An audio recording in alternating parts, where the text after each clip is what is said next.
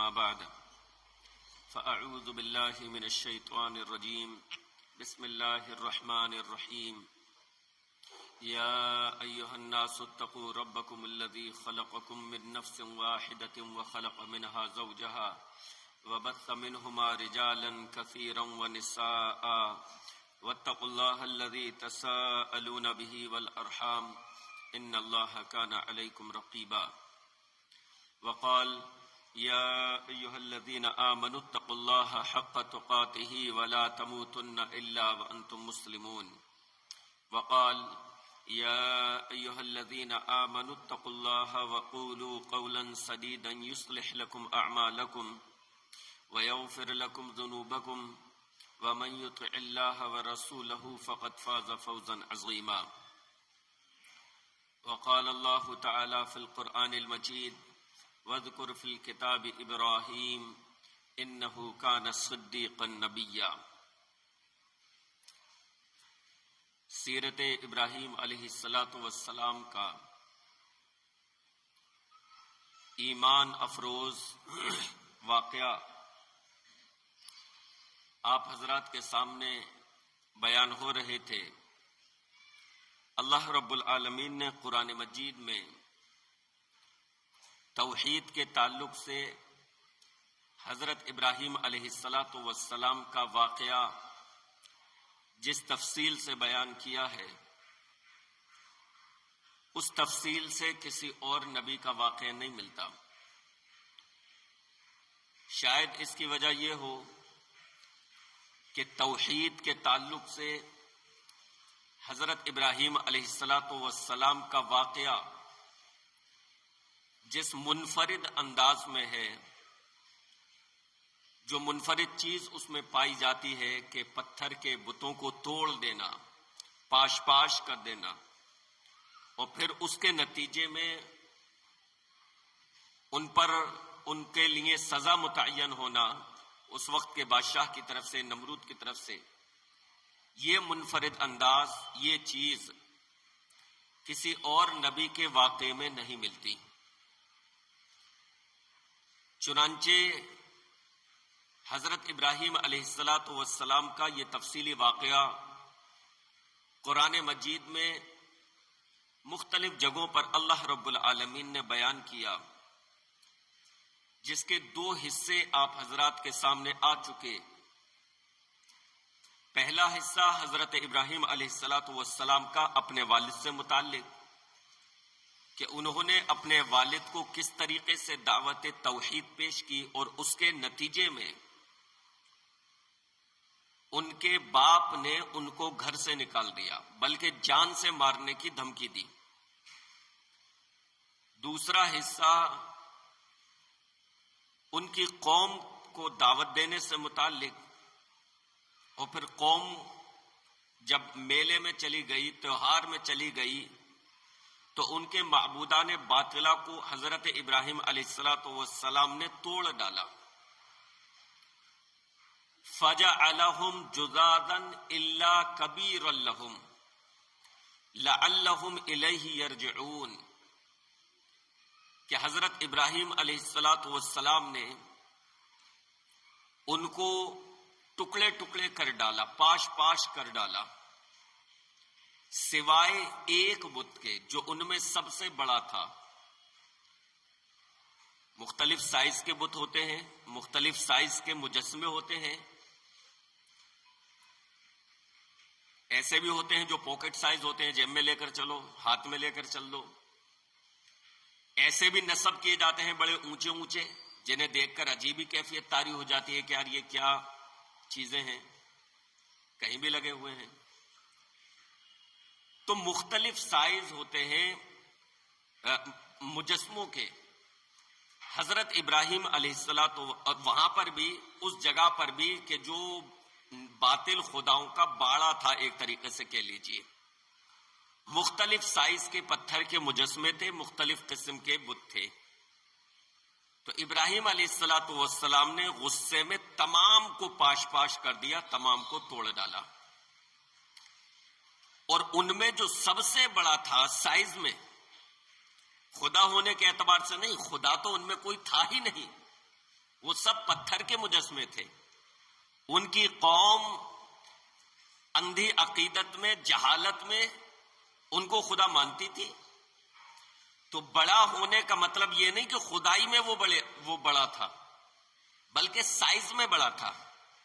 ورنہ تھے تو وہ سب ایک سے پتھر، ان کی حیثیت محض پتھر کی تھی. تو ان میں سے جو سائز میں سب سے بڑا تھا ابراہیم علیہ السلام نے اس کو چھوڑ دیا. اس کو کیوں چھوڑ دیا؟ کیا اس سے کوئی عقیدت تھی؟ اس سے کوئی خوف تھا؟ اس کے کسی کرشماتی چیز کا عقیدہ تھا حضرت ابراہیم کا؟ نہیں. وہ موحد اعظم، وہ امام الموحدین، وہ ان پتھر کے مجسموں کے بارے میں ایسا کوئی عقیدہ کیسے رکھ سکتے تھے جن کو وہ خود اپنے ہاتھ سے توڑ رہے تھے، جن کے بتلان پر وہ دلائل پیش کر رہے تھے، جن کی خدائی کا وہ انکار کر رہے تھے، جن کی خدائی کا انکار کر کے وہ اپنی پوری قوم سے دشمنی مول لے رہے تھے. لہذا ان میں سے سائز کے اعتبار سے بڑے بت کے تعلق سے وہ کیسے کوئی عقیدہ رکھ سکتے تھے؟ چھوڑا کیوں تھا؟ لعلہم الیہ یرجعون. وہی پلاننگ، وہی حکمت جو انہوں نے اپنے ذہن میں بنائی تھی کہ اپنی قوم کو قائل کیسے کرنا ہے کہ یہ بول نہیں سکتے، یہ اپنی حفاظت نہیں کر سکتے، یہ کچھ کرنے پر قادر نہیں ہے. یعنی ایسا بھی نہیں ہے کہ اس بڑے نے باقی کو توڑ دیا ہو. یہ تمام چیزیں اپنے ذہن میں مرتب کر کے حضرت ابراہیم علیہ السلام نے ایک پلاننگ کے تحت اپنی اس بڑے والے کو چھوڑ دیا. اور چھوڑ کر حضرت ابراہیم علیہ السلام وہاں سے خاموشی سے پھر اپنی قیام گاہ پر آ گئے اور خاموشی سے آ کر اپنے آرام کرنے لگے. اب یہ لوگ اپنے میلے ٹھیلے سے واپس آئے اور واپس آ کر اپنے خداؤں کے اس باڑے خانے میں آئے کہ چلو بھائی ان کا بھی دیدار کر لیں. خوشی کا دن ہے، تہوار کا دن ہے، تو ان سے تو ملاقات بنتی ہے، چڑھاوا چڑھانا ہے، ان کو بھی خوش کرنا ہے. آج تہوار کا دن ہے، لہذا چلو ان سے بھی ملاقات ہوتی چلے، جو ان کو خوش کرنا ہے، جو ان پر چڑھاوا چڑھانا وہ پیش کرتے چلے. اور باڑے خانے میں جب داخل ہوئے تو منظر بدلا ہوا. سارے کے سارے دنگ رہ گئے. یہ کیا؟ ہم اپنے جن خداؤں کو صحیح سالم چھوڑ کر گئے تھے، کسی کا ہاتھ ٹوٹا ہوا ہے، کسی کا پاؤں ٹوٹا ہوا ہے، ان کی گردنیں ٹوٹی ہوئی ہیں، وہ اوندھے منہ زمین پر گرے پڑے ہیں، وہ پاش پاش ہوئے ہیں. ان کو صحیح سالم چھوڑ کر گئے تھے اور آئے ہیں تو یہاں کا منظرنامہ بدلا ہوا ہے، ان کو کسی نے توڑ ڈالا ہے. قالوا من فعل هذا بآلهتنا. غصے میں آگ بگولا، غصہ، اور کہنے لگے من فعل هذا بآلهتنا، ہمارے معبودوں کے ساتھ یہ حرکت کس نے کی ہے؟ اللہ اکبر. وہ ٹوٹے پڑے ہیں، وہ ریزہ ریزہ ہوئے پڑے ہیں، وہ اپنی حفاظت خود نہ کر سکے، پھر بھی یہ کیا استعمال کر رہے ہیں الفاظ؟ من فعل هذا بآلهتنا، ہمارے معبودوں کے ساتھ یہ کس نے کیا ہے؟ جب عقل پر پتھر پڑ جائیں تو عقل ایسے ماری جاتی ہے. وہ اپنی حفاظت نہ کر سکے، ان کو توڑ دیا گیا، ریزہ ریزہ کر دیا گیا، اور وہ دیکھ رہے ہیں کہ ان کی کیا درکت بنائی گئی ہے. اس کے باوجود ان کو اپنا معبود کہہ رہے ہیں. ابھی بھی آنکھیں نہیں کھلی، اور آنکھیں کھولنے کے لیے ابھی بھی کسی موحد اعظم ابراہیم کی ضرورت ہے. ان کو کسی کی ضرورت ہے کہ جو ان کے سامنے دلائل پیش کر سکے، جو ان کو خاموش کر سکے، جو ان کو قائل کر سکے. اللہ اکبر. بتوں کو ٹوٹا ہوا دیکھ رہے ہیں لیکن پھر بھی کہہ رہے ہیں من فعل هذا بآلهتنا انه لمن الظالمین، ہمارے ان معبودوں کے ساتھ یہ حرکت کس نے کی ہے؟ بڑا ظالم ہے وہ. یہ حالت کر ڈالی، یہ درگت بنا ڈالی. بڑا ظلم کیا ہے اس نے۔ اچھا، اب یہاں پر ایک بات سوچنے کی ہے کہ ان میں سے ایک بت کو حضرت ابراہیم نے چھوڑ دیا تھا جو سب سے بڑا تھا، لیکن یہ لوگ اس سے پوچھ بھی نہیں سکتے تھے کہ بھائی ان کو کس نے توڑا ہے، تو کیسے صحیح سالم رہ گیا؟ باقی تو ٹوٹے پڑے ہیں، تم کیسے صحیح سالم رہ گئے؟ کہیں تم نے تو نہیں توڑ دیا ان کو، چھوٹے خداؤں کو بڑے نے تو نہیں توڑ دیا؟ لیکن انہیں بھی معلوم تھا یہ بول نہیں سکتا ہے، انہیں بھی معلوم تھا کہ یہ چل پھر نہیں سکتا ہے، انہیں بھی معلوم تھا کہ اس میں اتنی طاقت و قوت نہیں ہے کہ یہ باقی پتھر کے مجسموں کو توڑ ڈالے، اس لیے انہیں اس پر کوئی حیرت نہیں ہوئی، اس پر انہیں کوئی اعتراض نہیں ہوا کہ سارے کے سارے ٹوٹ گئے، یہ بڑا کیسے بچ گیا؟ لہذا کہیں ایسا نہ ہو کہ اس بڑے ہی نے باقی کو توڑا ہو، اس پر انہیں کوئی حیرت نہیں ہوئی، اور نہ ان کے ذہن میں یہ بات آئی، کیونکہ وہ جانتے تھے یہ نہیں کر سکتے، بس خدا مانتے تھے، لیکن ان کی مجبوری سے، ان کی لاچاری سے اچھی طرح وہ واقف تھے۔ لہذا کہنے لگے من فعل ھذا بآلہتنا انہ لمن الظالمین، ہمارے ان معبودوں کے ساتھ یہ حرکت کس نے کی ہے؟ بے شک وہ بڑا ظالم ہے۔ تو جب یہ بات چلنے لگی تو انہی میں سے کچھ لوگوں نے کہا قالوا سمعنا فتى یذکرہم یقال لہ ابراہیم، ایک نوجوان ہے اور ہم نے اس نوجوان کو ان معبودوں کے تعلق سے باتیں کرتے ہوئے پایا ہے، وہ ان کے تعلق سے گفتگو کرتا ہے، وہ یہ باتیں بناتا ہے کہ یہ معبود نہیں ہے، یہ جھوٹ ہے، یہ فریب ہے، یہ دھوکہ ہے، یہ خدا نہیں ہو سکتے، ان کی عبادت نہیں کرنی چاہیے۔ تو ظاہر ہے یہ کام اس نے کیا ہوگا، ہم کیسے کر سکتے ہیں؟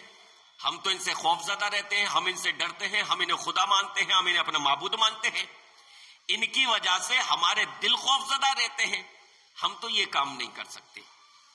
یہ کام کون کر سکتا ہے؟ وہ جو ان کو خدا نہ مانتا ہو، جو ان سے ڈرتا نہ ہو، جو ان کو جھوٹا کہتا ہو، جو ان کی شکتیوں کو تسلیم نہ کرتا ہو، یہ کام وہ کر سکتا ہے۔ تو کہا قالوا سمعنا فتى یذکرہم یقال لہ ابراہیم، ہم نے ایک نوجوان کو، اس کا مطلب یہ ہوا کہ حضرت ابراہیم علیہ السلام اس وقت نوجوان تھے، یہ بھی اس سے پتا چلا کہ حضرت ابراہیم علیہ السلام اس وقت نوجوان تھے، اللہ رب العالمین نے ان کو نوجوانی ہی میں نبوت سے سرفراز فرمایا۔ تو کہا ہم نے ایک نوجوان کو ان کا ذکر کرتے ہوئے پایا ہے، ذکر کا مطلب ان کے تعلق سے باتیں بناتا ہوا سنا ہے، اس کا نام ابراہیم ہے، اس کو ابراہیم کہا جاتا ہے، لہذا یہ کام اس کا ہوگا۔ اب یہ تمام باتیں چل رہی ہیں، پوری قوم غصے میں ہے، اور ساری کی ساری قوم طیش میں ہے کہ ہمارے اس معبود کے ساتھ جس نے، ان معبودوں کے ساتھ جس نے بھی یہ حرکت کی ہے، اسے سخت سے سخت سزا دی جائے گی، اس کو سخت سے سخت سزا دی جائے گی۔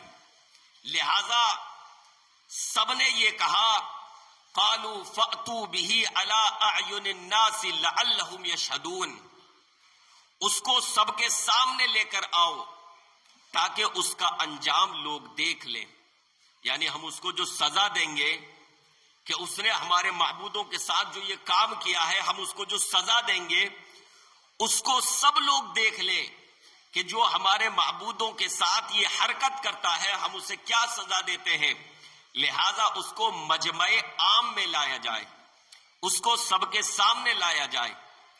ابراہیم علیہ السلام کو بلایا گیا، سب کے سامنے پیش کیا گیا۔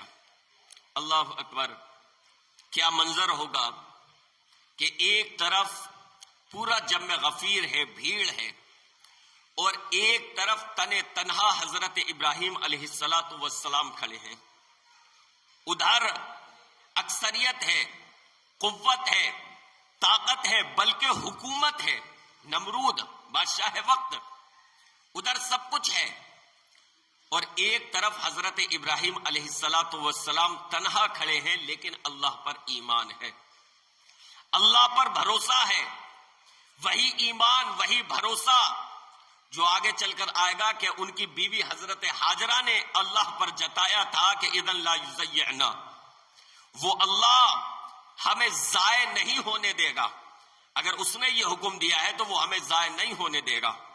اسی طرح کا ایمان، اسی طرح کا بھروسہ حضرت ابراہیم علیہ السلام کو اپنے رب پر ہے کہ جس کی توحید کی خاطر میں نے اکثریت سے ٹکراؤ مول لیا ہے، اکثریت سے دشمنی مول لی ہے، وہ اللہ مجھے ضائع نہیں ہونے دے گا، وہ اللہ میری مدد ضرور فرمائے گا۔ لہذا حضرت ابراہیم علیہ السلام سے سب کے سامنے دریافت کیا گیا، اَأَنْتَ فَعَلْتَ هَذَا بِآلِهَتِنَا، یا ابراہیم، اے ابراہیم، کیا ہمارے معبودوں کے ساتھ یہ کام تم نے کیا ہے؟ حضرت ابراہیم علیہ السلام سے یہ سوال ہوتا ہے، اے ابراہیم، کیا ہمارے معبودوں کے ساتھ یہ کام تم نے کیا ہے؟ اب دیکھیے ابراہیم علیہ السلام نے کیسا جواب دیا، ایسا جواب دیا کہ جنہوں نے ان کی دکھتی رگ پر ہاتھ رکھ دیا، جنہوں نے ان کی عقل کے تار چھیڑ دیے، جنہوں نے انہیں ہکا بکا کر دیا۔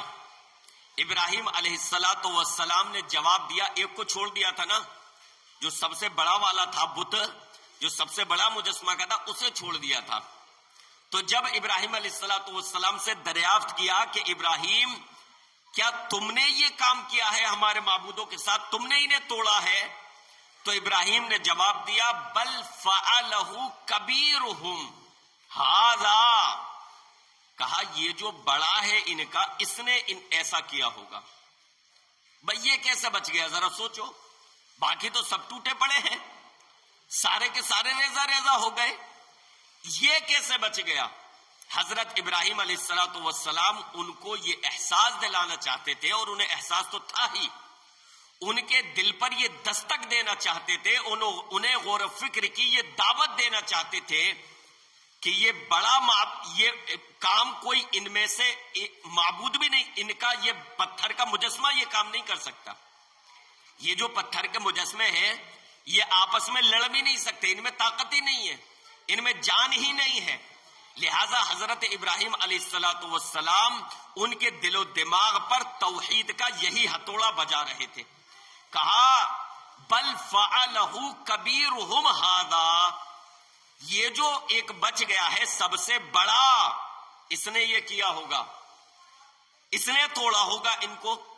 اور پھر آگے کہا فاسألوہم، ان سے پوچھو، خود پوچھ لو، مجھ پر تمہیں بھروسہ نہیں ہے، مجھ پر تمہیں اعتماد نہیں ہے، میری بات پر یقین نہیں آئے گا، لیکن اپنے خداؤں پر تو یقین ہے، ان پر تو بھروسہ ہے۔ فاسألوہم، ان سے پوچھ لو، ان کانوا ینطقون، اگر یہ بول سکتے ہیں، اگر یہ بولنے کی طاقت رکھتے ہیں تو انہی سے پوچھ لو کہ ان کو کس نے توڑا ہے، ان کی یہ حالت کس نے کی ہے۔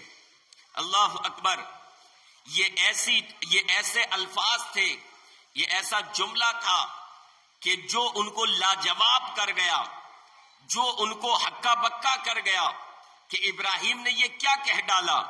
ابراہیم نے تو ہمارے بڑے خدا ہی پر الزام لگا دیا کہ انہوں نے توڑا ہے، جبکہ ہم جانتے ہیں کہ یہ ایسا نہیں کر سکتا، یہ چل پھر نہیں سکتا، یہ ہاتھ نہیں ہلا سکتا، یہ کسی پر حملہ نہیں کر سکتا، یہ ایسا کیس، اس میں کوئی ایسی شکتی نہیں ہے کہ یہ تمام باقی پتھر کے مجسموں کو بھسم کر دے کھڑے کھڑے، اس میں ایسی کوئی شکتی نہیں ہے۔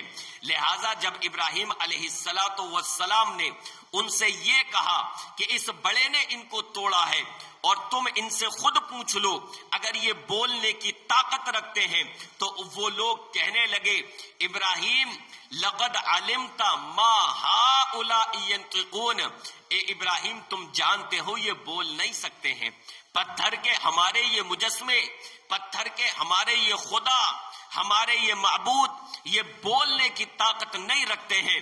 اللہ اللہ، حضرت ابراہیم علیہ السلام ان کی زبان سے یہی اعتراف چاہتے تھے، یہی اقرار چاہتے تھے کہ بحالت مجبوری ہی صحیح ایک بار وہ اپنی زبان سے یہ اقرار و اعتراف کر لیں کہ ہمارے یہ پتھر کے مجسمے، ہمارے یہ پتھر کے خدا بولنے کی طاقت نہیں رکھتے ہیں، یہ بول نہیں سکتے، یہ اپنے اوپر ڈھائے گئے ظلم کو بتا بھی نہیں سکتے۔ تو فوراً حضرت ابراہیم علیہ السلام نے ان کے سامنے دعوت توحید پیش کی، ان کے ان معبودوں کے بطلان کو پیش کیا، ان کے ان معبودوں کے جھوٹا ہونے کو پیش کیا۔ افتعبدون من دون اللہ ما لا ينفعکم شیئا ولا یضرکم اف لکم ولما تعبدون من دون اللہ افلا تعقلون۔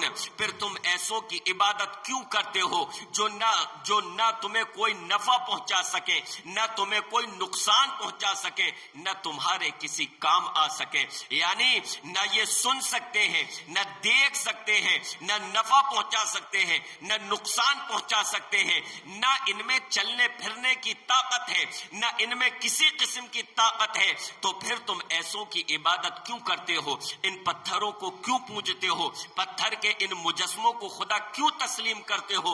اُفِّل لَكُمْ وَلِمَا تَعْبُدُونَ مِن دُونِ اللَّهِ، ہائے تف ہے تم پر، افسوس ہے تم پر، اور جن کی تم عبادت کرتے ہو ان پر بھی تف ہے، ان پر بھی افسوس ہے۔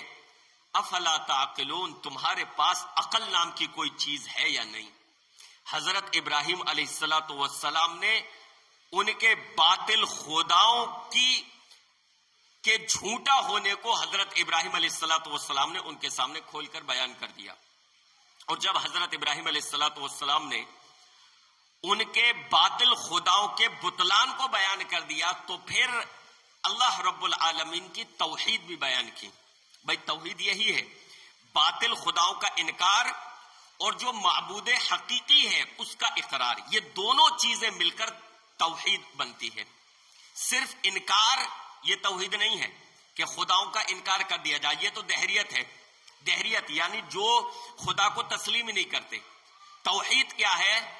توحید کیا ہے کہ ایک اللہ کا اقرار اور باقی خداؤں کا انکار، دونوں چیزیں۔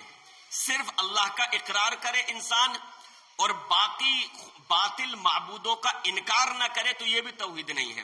توحید میں دونوں چیزیں شامل ہیں، اللہ کا اقرار، اس کی وحدانیت کا، اس کی الوہیت کا، اس کے خدا ہونے کا، اس کے معبود ہونے کا اقرار، اور باقی تمام باطل خداؤں کی خدائی کا انکار کہ وہ خدا نہیں ہو سکتے۔ خدا لفظ جو میں استعمال کر رہا ہوں وہ صرف تعارف کے طور پر، ورنہ خدا اللہ کے لیے جب ہم صرف اللہ کا تعارف پیش کریں گے تو اللہ کا لفظ استعمال کریں گے یا اور دوسرے نام۔ لیکن شیخ الاسلام ابن تیمیہ رحمہ اللہ نے اجازت دی، فرمایا کہ جب اللہ کا صرف ذکر کیا جائے تو اللہ یا اس کے اچھے اچھے نام جو ہے وہ، لیکن تعارف کے طور پر، یعنی جب آپ لوگوں میں ایک تعارف پیش کر رہے ہو خدا کا کہ اس کائنات کو پیدا کرنے والے کا، تو یہ الفاظ استعمال کیے جا سکتے ہیں جو اللہ کے جیسے خدا یا گاڈ، اس طرح کے الفاظ۔ لیکن جب اللہ کا ذکر کریں گے تو صرف اور صرف اللہ کا نام لیا جائے گا یا اس کے جو نام ہے۔ تو خدا جب لفظ استعمال کروں تو یہ سمجھے کہ یہ جو ہے محض تعارف کے طور پر پیش کیا جا رہا ہے، کیونکہ ان کے باطل معبودوں کو اللہ تو نہیں کہہ سکتے، تو ان کے باطل معبودوں کو ہم خدا کہہ کر پیش کر رہے ہیں۔ تو جب حضرت ابراہیم علیہ السلام نے ان کے باطل خداؤں کی خدائی کا انکار کر دیا اور ان کے جھوٹا ہونے کو ثابت کر دیا، تو اب حضرت ابراہیم علیہ السلام نے اللہ رب العالمین کی وحدانیت بھی ان کے سامنے پیش کی، توحید کو پیش کیا۔ وَإِبْرَاهِيمَ إِذْ قَالَ لِقَوْمِهِ اعْبُدُوا اللَّهَ وَاتَّقُوهُ ذَلِكُمْ خَيْرٌ لَكُمْ إِن كُنتُمْ تَعْلَمُونَ۔ حضرت ابراہیم علیہ السلام نے اپنی قوم سے کہا کہ اللہ رب العالمین کی عبادت کرو، اسی سے ڈرو، ان سے ڈرنے کی ضرورت نہیں ہے، ان باطل خداؤں کی عبادت کرنے کی ضرورت نہیں ہے، ان باطل خداؤں سے خوف زدہ ہونے کی ضرورت نہیں ہے، صرف اور صرف اللہ رب العالمین کی عبادت کرو۔ اور اسی سے ڈرو، یہی تمہارے لیے بہتر ہے۔ انما تعبدون من دون اللہ اوثانا وتخلقون افکا، اور بے شک اللہ رب العالمین کے علاوہ تم جن کی عبادت کرتے ہو وہ محض کیا ہیں؟ پتھر کے مجسمے ہیں، اوثان ہیں، اور وہ جھوٹ تم نے گھڑ لیے ہیں۔ یعنی یہ خدا نہیں ہے، یہ معبود نہیں ہے، یہ الہ نہیں ہے، یہ تمہارے اپنے بنائے ہوئے خدا ہے، یہ انسانوں نے اپنی طرف سے گھڑ لیے ہیں، ان کو انسانوں نے خود معبود تسلیم کر لیا ہے۔ ان الذین تعبدون من دون اللہ لا یملکون لکم رزقا فابتغوا عند اللہ الرزق واعبدوہ واشکروا لہ، بے شک اللہ کے علاوہ تم جن کو پکارتے ہو، اللہ کے علاوہ تم جن کو پکارتے ہو وہ تمہاری روزی کے بھی مالک نہیں ہیں، لہذا صرف اور صرف اللہ رب العالمین سے روزی طلب کرو اور اسی کی تم صرف اور صرف عبادت کرو، اسی کی طرف تمہیں پلٹ کر جانا ہے۔ حضرت ابراہیم علیہ السلام نے اللہ رب العالمین کی یہ توحید بھی ان کے سامنے پیش کر دی، ان کے باطل خداؤں کے بتلان کو پیش کیا، ان کے جھوٹا ہونے کو پیش کیا کہ یہ تم نے گھڑ لیے ہیں، یہ خدا نہیں ہے، اور اللہ رب العالمین کی توحید کو حضرت ابراہیم علیہ السلام نے پیش کیا۔ تو پتا ہے ان کی قوم نے ماننے سے صاف انکار کر دیا، اور کیا کہا؟ ان کی قوم نے جواب کیا دیا؟ ان کی قوم نے پلان یہ بنایا کہ ابراہیم کو جلا ڈالو، مار ڈالو، یعنی بجائے اس کے کہ وہ حضرت ابراہیم کی بات پر غور و فکر کرتے کہ یار اس کی بات تو صحیح ہے، ہمارے جو معبود اپنی حفاظت نہ کر سکیں، ہمارے جو معبود اپنی حفاظت تو کجا، اگر ان کو توڑ دیا جائے، ان پر ظلم کیا جائے تو وہ بتا بھی نہ سکیں، وہ بتا بھی نہ سکیں کہ بھئی ہمیں توڑا کس نے ہے، تو پھر وہ خدا کس کام کے؟ وہ خدا کیسے ہو سکتے ہیں؟ یہ پتھر کے مجسمے یہ خدا کیسے ہو سکتے ہیں کہ اگر ان کو کوئی توڑے تو وہ اپنی حفاظت نہ کر سکے، اور اگر ان کو کوئی توڑ جائے تو دوسرا بتا بھی نہ سکے، یہ وہ ٹوٹے ہوئے بتا بھی نہ سکے کہ ہمیں کس نے توڑا ہے۔ بجائے اس پر غور کرنے کے ان لوگوں نے فیصلہ یہ کیا کہ یہ جو توحید کی دعوت دے رہا ہے اس کو مار ڈالو، اس کی جان لے لو۔ لہذا قرآن مجید میں ہے اللہ رب العالمین نے ارشاد فرمایا فما کان جواب قومہ الا ان قالوا اقتلوہ او حرقوہ، ان کی قوم والوں نے جواب دیا کہ ابراہیم کو قتل کر ڈالو یا اس کو جلا ڈالو۔ قالوا حرقوہ وانصروا آلہتکم ان کنتم فاعلین، دوسری جگہ اللہ نے فرمایا کہ انہوں نے کہا کہ ابراہیم کو جلا ڈالو اور اس طریقے سے اپنے معبودوں کی مدد کرو۔ اللہ اکبر، اپنے معبودوں کی، یعنی کہ معبود بھی انہیں تسلیم کر رہے ہیں، اور کیا کہہ رہے ہیں؟ وَانْصُرُوا آلِهَتَكُمْ، ابراہیم کو جلا کر اپنے معبودوں کی مدد کرو، یعنی اس طریقے سے تمہارے معبودوں کی عزت بچی رہ جائے گی، ان کی دستار بچی رہ جائے گی، ان کو برا بھلا کہنے والا، ان کا انکار کرنے والا، ان کو جھوٹا کہنے والا مار دیا جائے گا تو پھر کوئی ان کو جھوٹا کہنے والا نہیں ہوگا، کوئی انکار نہیں کرے گا، اس طریقے سے تمہارے معبودوں کی عزت بچی رہ جائے گی۔ وَانْصُرُوا آلِهَتَكُمْ، اپنے معبودوں کی مدد کرو۔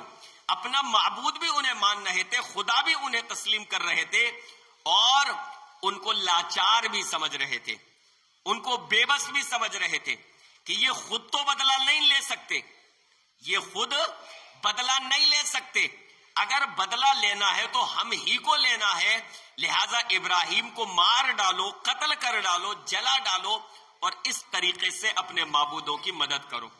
میرے بھائیوں اور بہنوں، آگ کو دہکایا گیا، آگ کے شعلے دہکائے گئے، بلکہ ایک عمارت ٹائپ کی یعنی چار دیواری بنائی گئی اور اس میں آگ کو دہکایا گیا، اور شعلے جب خوب بھڑک اٹھے تو حضرت ابراہیم علیہ السلام کو آگ کے حوالے کر دیا گیا، آگ میں ڈال دیا گیا، اور یہ ایسا واقعہ چشم فلک نے دیکھا کہ اللہ رب العالمین نے جہاں ڈائریکٹ اپنے بندے کی مدد فرمائی. ایک تو یہ ہے کہ اللہ کے کسی بندے پر ظلم و ستم ہو رہا ہے، اللہ رب العالمین اس وقت مدد نہیں کر رہا، ظالم کو ڈھیل دے رہا ہے، لیکن اللہ رب العالمین آخرت میں اس کا بدلہ دے گا، آخرت میں ظالموں سے بدلہ لے گا، اور اس کے بندے مظلومیت کی حالت میں زندگی گزارتے ہیں. اور ایک یہ ہے کہ اللہ رب العالمین کبھی کبھی ڈائریکٹ فوراً کے فوراً اپنے بندوں کی مدد فرما دیتا ہے، جیسے انبیاء کرام کی فرمائی، جیسے بہت سارے موقعوں پر صحابہ کرام کی اللہ رب العالمین نے مدد فرمائی، یا اس طرح کے اور بھی واقعات ہوتے ہیں. تو کبھی کبھی اللہ رب العالمین فوراً جو ہے مدد فرماتا ہے. تو جب حضرت ابراہیم علیہ السلام کو شعلوں کے حوالے کیا گیا، آگ میں ڈالا گیا، تو اللہ رب العالمین جو آگ کا خالق ہے، جس نے آگ میں یہ صلاحیت رکھی ہے کہ وہ جلا سکے، اس اللہ نے آگ کو یہ حکم دیا، قلنا یا نار کونی بردم و سلامن علی ابراہیم، آگ تو ابراہیم پر ٹھنڈی اور سلامتی والی بن جا. ٹھنڈی، اور قرآن کے الفاظ کیا ہے؟ بردم و سلامن. صرف ٹھنڈی کا لفظ استعمال نہیں کیا، کیونکہ ٹھنڈک بھی تکلیف دیتی ہے. معلوم ہے جیل میں ٹھنڈ کی بھی تکلیف دی جاتی ہے، برف کی سلیوں پر لٹا کر پیٹا جاتا ہے، تو ٹھنڈ کی بھی تکلیف ہوتی ہے. جس طریقے سے آگ کی تکلیف ہے، گرمی کی تکلیف ہے، اسی طریقے سے ٹھنڈ کی بھی تکلیف ہوتی ہے. تو اللہ نے یہ نہیں فرمایا کہ اے آگ تو ٹھنڈی ہو جا، بلکہ فرمایا ٹھنڈی ہو جا اور سلامتی والی بن جا، ابراہیم کو نقصان نہ ہو تیری ٹھنڈ سے، تیری ٹھنڈ سے ابراہیم کو نقصان نہ ہو. تو وہ آگ جو شعلہ تھی حضرت ابراہیم علیہ السلام کے لیے ٹھنڈی اور سلامتی والی بن گئی، اور حضرت ابراہیم علیہ السلام صحیح سالم وہاں سے اس آگ سے نکل آئے. اور ابراہیم علیہ السلام صحیح سالم وہاں سے نکلنے کے بعد اپنی قوم پر جب توحید کی دعوت مکمل کر چکے، اتمام حجت کر چکے، اپنی حجت ان پر قائم کر چکے، تو حضرت ابراہیم علیہ السلام نے پھر وہاں سے ہجرت کی. جب ان کو دعوت دے چکے تو حضرت ابراہیم علیہ السلام نے اپنے دعوتی کاز کو آگے بڑھانے کے لیے، اپنے دعوتی مشن کو آگے بڑھانے کے لیے حضرت ابراہیم علیہ السلام نے وہاں سے ہجرت کی، تاکہ دوسرے لوگوں کے پاس جائیں اور ان کو ایک اللہ کی دعوت دے، ان کے سامنے اللہ کی وحدانیت پیش کرے. ممکن ہے وہ لوگ اللہ کی وحدانیت کو قبول کر لیں، وہ لوگ اللہ پر ایمان لے آئیں. لہذا حضرت ابراہیم علیہ السلام نے وہاں سے ہجرت کی شام، اور پھر وہاں سے آ گئے فلسطین، اور پھر فلسطین میں اپنے بھتیجے حضرت لوط علیہ السلام کو چھوڑا کہ یہاں پر دعوت و تبلیغ کا کام اب تم کرو. اور پھر حضرت ابراہیم علیہ السلام فلسطین سے جو ہے مصر چلے گئے، ملک مصر، اور وہاں پر جو ہے حضرت ابراہیم علیہ السلام کے ساتھ ایک واقعہ پیش آیا. ان کی بیوی ان کے ساتھ تھی حضرت سارہ، اور وہاں کا جو بادشاہ تھا مصر کا، وہ ان کے ساتھ غلط حرکت کرنا چاہتا تھا، لیکن اللہ رب العالمین نے وہاں بھی حضرت سارہ کے ساتھ کرامت کا اظہار فرمایا، اور اس بادشاہ کے ہاتھ اللہ نے بیکار کر دیے. اور پھر وہ سمجھ گیا کہ یہ معمولی لوگ نہیں ہیں، اس نے حضرت ہاجرہ کو ان کی خدمت کے لیے وقف کر دیا. حضرت ہاجرہ، بعض نے کہا لونڈی تھی، بعض نے کہا اس کی بیٹی تھی، اس بادشاہ کی بیٹی تھی. لہذا اس نے اپنی بیٹی کو دیا اور ان کو جانے دیا کہ آپ لوگ چلے جائیں. پورے عزت کے ساتھ ان کو ودا کیا اور کہا کہ ان کو میں آپ کی خدمت کے لیے پیش کر رہا ہوں. اور پھر حضرت ابراہیم نے ان سے بھی نکاح کر لیا. حضرت ہاجرہ اور حضرت سارہ دو بیویاں حضرت ابراہیم علیہ السلام کی ہو گئیں. اور پھر حضرت ہاجرہ ہی کے بطن سے، حضرت ہاجرہ ہی سے حضرت اسماعیل علیہ السلام کی پیدائش ہوئی. جو ذبیح اللہ ہے حضرت ابراہیم کی پیدائش ہوئی حضرت ہاجرہ سے، اور انہی حضرت اسماعیل کی نسل سے ہمارے رسول جناب محمد الرسول اللہ صلی اللہ علیہ وسلم ہیں. ابراہیم علیہ السلام نے مکہ آ کر کعبے کی تعمیر فرمائی. کعبے کی تعمیر کی اور اللہ رب العالمین سے یہ دعا کی کہ اے اللہ اس مقام کو یعنی مکۃ المکرمہ کو امن و امان کی جگہ بنا دے، اور ایسی جگہ بنا دے کہ یہاں پر خوب پھل فروٹ ہو، یہاں پر خوب پھل فروٹ ہو اور لوگوں کے دل اس کی طرف مائل ہوں۔ لہذا آج تمام دنیا کے تمام مسلمانوں کے دل مکہ کی طرف، کعبے کی طرف مائل ہوتے ہیں، لوگ اس کی طرف سفر کرتے ہیں، خوب پیسہ خرچ کر کر حج کرنے کے لیے جاتے ہیں، عمرہ کرنے کے لیے جاتے ہیں۔ یہ اس بات کی دلیل ہے کہ لوگوں کے دل اس کی طرف مائل ہیں، وہ اس سے محبت رکھتے ہیں، اس سے محبت کرتے ہیں۔ اور حضرت ابراہیم علیہ السلام نے جو مختلف دعائیں مانگی تھیں، انہی میں سے ایک دعا یہ تھی، ربنا وابعث فیہم رسولا منہم، اے اللہ ان میں اس رسول کو نازل فرما دے، ان میں اس رسول کو بھیج دے جو انہی میں سے ہو، یعنی اشارہ تھا آخری رسول جناب محمد الرسول اللہ صلی اللہ علیہ وسلم کی طرف۔ لہذا اللہ رب العالمین نے آخری رسول جناب محمد الرسول اللہ صلی اللہ علیہ وسلم کو مکۃ المکرمہ میں مبعوث فرمایا تمام عالم کے لیے، اور ان کی ولادت کہاں ہوئی؟ مکہ میں ہوئی۔ اور اللہ کے نبی علیہ الصلوۃ والسلام حضرت اسماعیل علیہ الصلوۃ والسلام کی نسل میں سے ہیں، اور حضرت ابراہیم علیہ السلام کی دعاؤں کا نتیجہ ہے۔ اللہ رب العالمین سے دعا ہے کہ رب العالمین حضرت ابراہیم علیہ الصلوۃ والسلام کے اس واقعے کو سرسری طور پر، موٹے موٹے طور پر اپنے ذہنوں میں ہمیں محفوظ رکھنے کی توفیق عطا فرمائے، اور اس کو تفصیل کے ساتھ کتابوں میں ہمیں پڑھنے کی توفیق عطا فرمائے، تقریروں میں سننے کی توفیق عطا فرمائے، آمین یا رب العالمین۔ وصلی اللہ تعالی علی رسول خیر خلقہ محمد وآلہ وصحبہ اجمعین برحمتک یا ارحم الراحمین۔